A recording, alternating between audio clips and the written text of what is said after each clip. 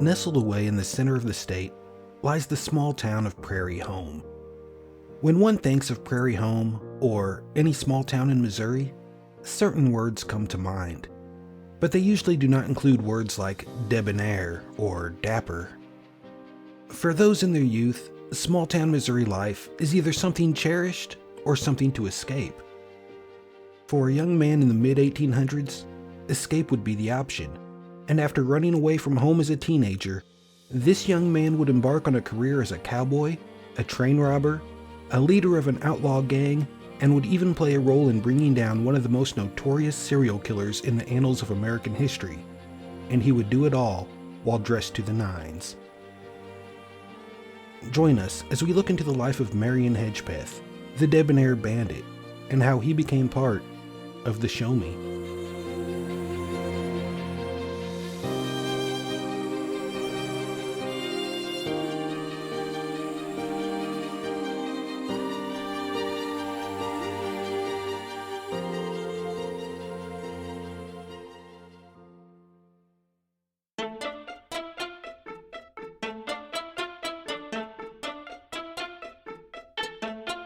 I'm from Missouri.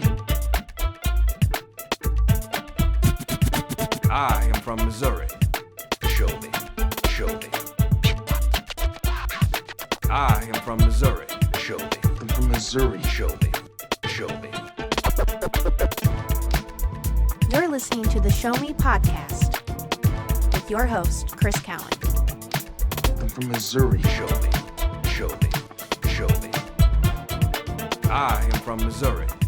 Show me. I'm from Missouri. I am from Missouri. You have got to show me.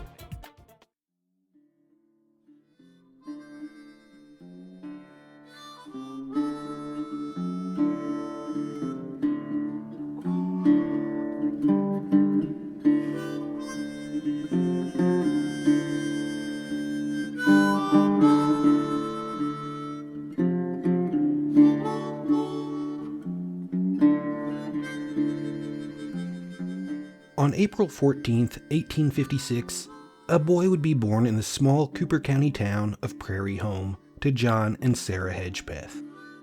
They would name their infant son Marion Columbus Hedgepeth and raise him on a small farm.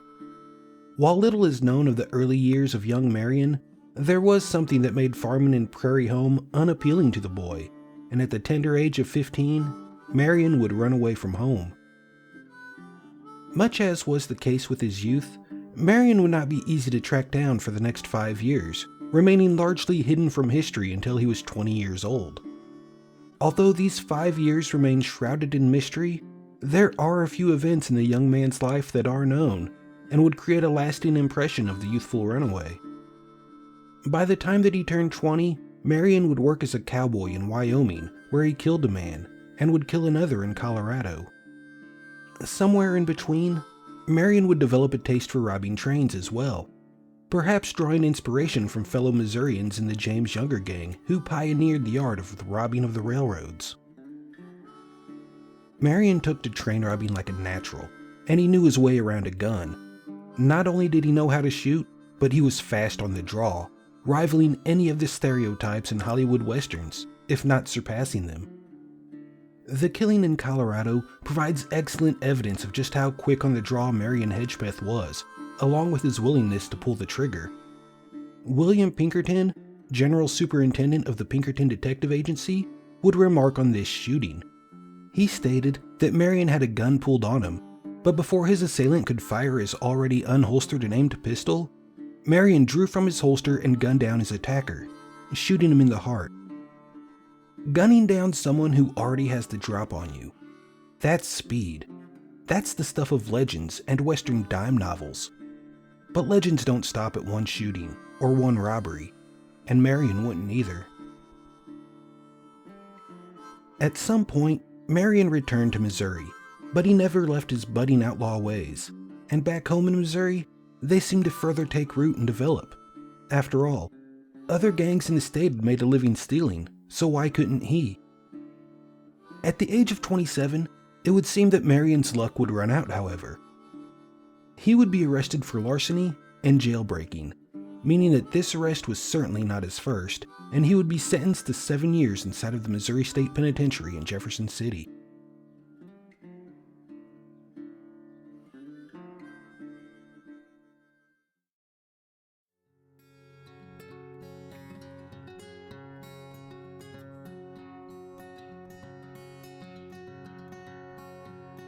Although he was fast with a gun, Marion had one seeming disadvantage when it came to hiding from the law after his crimes. He stood out. He stood 6 feet tall and had dark hair that he kept slicked back and tucked under a narrow-brimmed bowler hat. He wore a spotless white dress shirt with a blue suit, giving him the appearance of a fairly successful European businessman instead of the typical Missouri ruffian. He sported a diamond stick pin, and his wanted posters even boasted that he usually had polished shoes. With a sense of style and elegant class, along with his tendency for crime, he would earn the titles of the Debonair Bandit, the Handsome Bandit, and the Debonair Killer. For a hired gun, a thieving train robber, and a murderer, he remained dapper. He saw no reason that committing crime meant one had to look bad. Hedgepeth would serve his time in Jefferson City and would be released on February 16, 1889. While prison has seen many criminals switch their life around and became straight and upstanding citizens, this would not be the case for Marion, who would quickly return to a life of crime, taking up in the seldom-seen neighborhood of Kansas City, so named because law enforcement in this area of town was rare and unusual. Kansas City would provide Hedgepeth with the means to continue his outlaw path, and he would join the Sly Wilson Gang, a band of known highwaymen and safecrackers, experienced criminals that would help Marion keep his ill-gotten gains rolling in. Although he was a latecomer to the gang that included Illinois Jimmy Francis, Bertie Sly, and Dink Wilson, by the following year, newspapers no longer referred to the gang as the Sly Wilson Gang. They called it now how they saw it. They called it the Hedgepeth Four, and for the four, business was good. But Kansas City could not contain the criminal endeavors of Marion and his fellow villainous entrepreneurs, not when there was more money to rob elsewhere.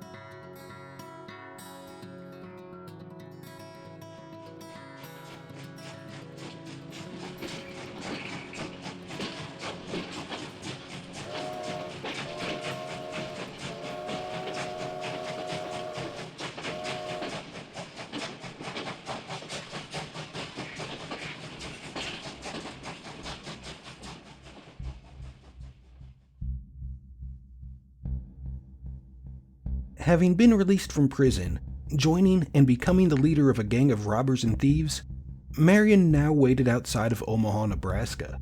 It was November of 1891, and his gang of thieves galloped after a Missouri Pacific train, which they would successfully rob, leaping from the train onto their galloping horses, escaping with $1,000. Just a week later, the Hedgepeth Four would do it again, this time taking on the Chicago, Milwaukee, and St. Paul Express, absconding with $5,000. $6,000 in a 7-day period. They were profitable scores. Adjusting for inflation, it would be the equivalent of nearly $158,000 today. But it wasn't enough for the gang. They wanted more. They needed more. And it was out there for the taking. It was just over a week later, and Marion and his companions awaited outside Glendale, Missouri, near St. Louis.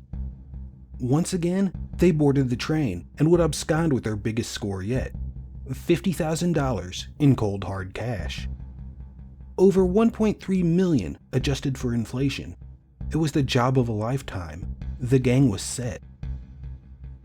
What happened next has conflicting reports, with stories that the gang confidently rode into St. Louis only for law enforcement to make note of Marion's dapper clothing and identify him and his gang, taking them without a fight. This would certainly seem a lackluster capture of the Hedgepeth Four, and other records do seem to indicate that the capture was not nearly as easy as it appeared, nor did it happen in St. Louis. The Mound City was merely a brief stop on the gang's way out of town. Marion shipped a heavy steamer trunk to San Francisco, where his wife waited for him, and he and his men took another train to Salt Lake City, from where they disbanded. Illinois Jimmy Francis, though being nicknamed Illinois, just couldn't stay out of Missouri and quickly returned to Lamar, where he continued his outlaw ways. He would rob a station agent, and when approached by a policeman seeking to arrest him, he would kill the man. A posse would make short work of Illinois Jimmy and place him in the grave. Dink Wilson would meet a similar fate as well. Wilson traveled to Syracuse, New York, leaving Missouri well behind him, but he could not leave trouble there as well. Dink would shoot a detective named James Harvey, and for his crime, he would be executed in the electric chair. Both Birdie Sly and Marion made their way from Salt Lake City to California. Birdie headed to Los Angeles and opened a saloon, and one day in early 1892, he received a message that he had mail at the post office. When he arrived to claim his parcel, though, he quickly realized that he had been duped. It had been a trap by the Pinkertons, and Birdie Sly was arrested for his role in the Glendale train robbery. Having been recognized by a former Kansas City police officer in St. Louis about a week before the Glendale robbery, Marion was easy to link to the crime, and he and his gang were the prime suspects. With members being shot or arrested across the country, where had their leader escaped to? The Pinkertons were able to use the address for the shipped steamer trunk to find an address for Marion and his wife. There was one problem, though, one little hiccup that the Pinkertons didn't know. The Hedgepeths occupied 2 apartments, and they were opposite from each other. Mrs. Hedgepeth was spotted in the neighborhood and followed home, only to be raided by the law, and in full view of Marion from the other apartment, who was able to escape.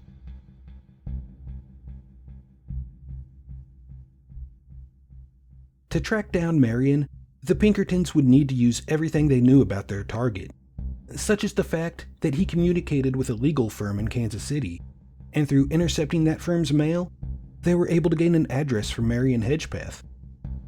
They opted to use the same ruse that they had used with Birdie Sly, and when Marion arrived at the post office to claim his decoy mail, he was quickly nabbed and arrested before he could pull either of the loaded revolvers that he was carrying at the time. California would be behind him, and Marion Hedgepeth would be shipped back to St. Louis to stand trial. Declaring himself innocent, Marion denied any involvement in the Glendale robbery, but law enforcement knew otherwise, and when Marion learned that Birdie Sly had confessed, he knew that the gig was up. His photograph littered the newspapers as his trial was one of the largest that St. Louis had ever seen, and he sat in jail in St. Louis for the entire duration of the trial, in a cell that he shared with a man who called himself H.M. Howard, a con man who was awaiting trial for fraud. Mr. Howard took an instant liking to Marion. After all, he was a handsome man, a thief and a killer, but that didn't stop the women of St. Louis from sending him flowers in jail, flowers that he used to decorate his cell, flowers that showcased the charisma of the Debonair Bandit.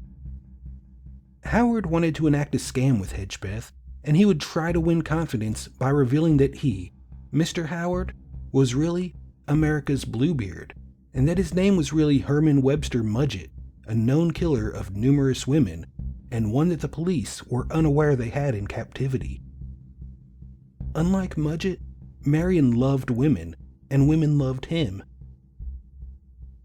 The dapper outlaw never struck a deal with Mudgett, or, if he did, Mudgett never lived up to his end and paid Marion his cut of the scam, but the 2 men would part ways. Marion had been sentenced to 25 years and was once again sent to Jefferson City to serve his time in the Missouri State Pen. Mudgett would return to Chicago and construct a large hotel, one that he would put to use during the 1893 World's Fair. Whether it was a guilty conscience or Mudgett not cutting him in on a supposed scam, Marion had something of value: information, knowledge that he could share with the law. He turned rat on his former cellmate and provided the information necessary to track down the man that was better known by another alias, H.H. Holmes, one of the earliest and most notorious serial killers in American history, a murderer who designed his hotel as a killing field, a toolbox for execution, a sadist's playground. Marion's cooperation directly led to Holmes' arrest and execution, which would ultimately lead to a pardon for Marion Hedgepeth.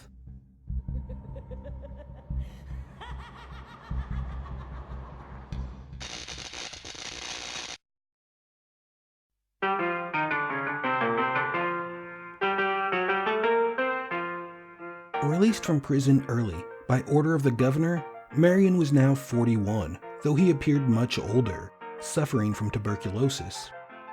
He claimed that he was now ready to be good, that his outlaw ways were behind him. But the people of Nebraska and Iowa would find out that this would not be the case. Within a year of his release, Marion had used dynamite to break into a storeroom in Council Bluffs and was arrested shortly afterwards in Omaha. He only served 2 years before being released due to his poor health. He wasn't as fast as he had once been, not quite as dapper, but he still had that blue suit and bowler hat. By 1910, Marion had made his way to the city of his former cellmate. Holmes had been dead for 14 years though, and here Hedgepeth was, walking the streets of that madman's town. He was hard off, he was failing in health, and he was broke. Marion had only a few items to his name, a blue suit and a loaded gun. It was cold outside. It was New Year's Eve after all, and the bars were packed with people ringing in the new year. Marion knew that he could make some scratch tonight. He entered into a saloon and pulled his gun, making it clear that this was a robbery. He scoped the room, making sure that no one made a move. He had his back to the door, however, and he didn't notice a police officer walk inside. The cop told him to drop his weapon, but Marion, the man who was once an incredibly fast and deadly gunfighter, spun and fired at the officer. His shot was wide and missed. The officer returned fire, hitting Marion and spinning him as he fell to the ground. Marion tried to compose himself. He grabbed his gun, spun back, and shot. The first round passed through the long coat of the police officer, but that was the closest he could find to hitting his mark. The officer's aim surpassed that of the aging outlaw and fired again, killing Marion on the floor of a Chicago bar. He was buried at Cook County Poor Farm, a pauper's field, but he was buried in that dapper blue coat.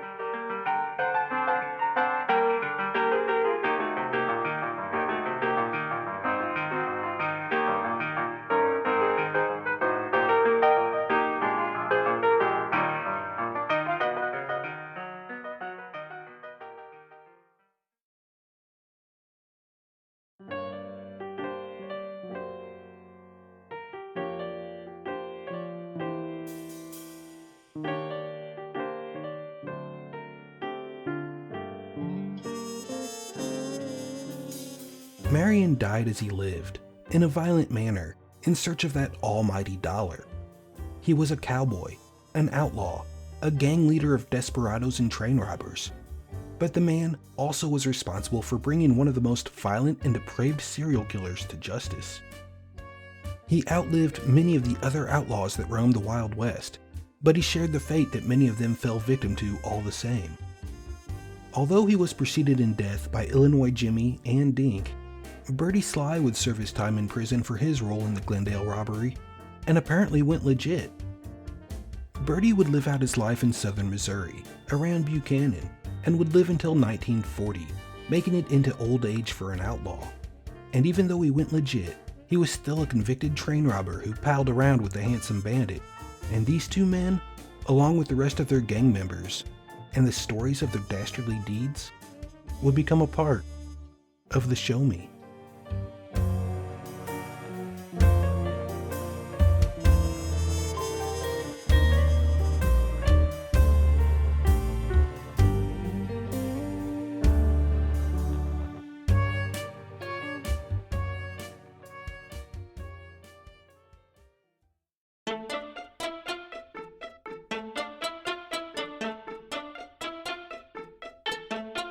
I'm from Missouri. I am from Missouri. Show me. Show me. I am from Missouri. Show me. I'm from Missouri. Show me. Show me. This This has been a presentation of the Show Me podcast. If you have enjoyed this episode, then please leave us a review on iTunes, Google Play, or whichever service you listen with. Contact us at theshowmepodcast.com. Find us on Facebook, follow us on Twitter, or leave us a voicemail at 573-203-8668. This presentation is copyright 2019, The Show Me Podcast. No part of this program may be duplicated or reproduced without the written consent of The Show Me Podcast. Music in this program is Creative Commons Media and is the property of the respective creating entity. Thanks for listening, and we'll see you in 2 weeks for another episode of The Show Me. I'm from Missouri. Show me. Show me. Show me. I am from Missouri. Show me. I'm from Missouri. I am from Missouri. You have got to show me. Show me. Show me. I'm from Missouri. Show me. I am from Missouri. You have got to show me. Chris is talking.